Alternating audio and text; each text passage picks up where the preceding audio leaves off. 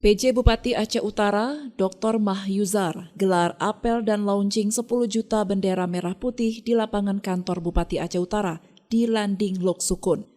Launching 10 juta bendera ini dalam rangka menyemarakkan Hari Kemerdekaan Republik Indonesia pada 17 Agustus mendatang. Selain itu juga dilaksanakan pesiju atau tepung tawar armada baru pemadam kebakaran.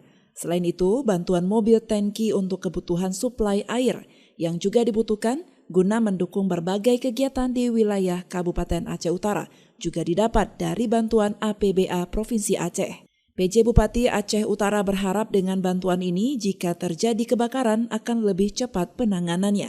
Pada kesempatan ini juga kita dapat bantuan, ada damkar sebenarnya dan juga bantuan mobil operasionalnya juga ini mobil untuk tangki seperti itu. Jadi ini hari ini kita berdasarkan dan senang sekali ini bantuan dari KPU BPBA kita dari pemerintah provinsi.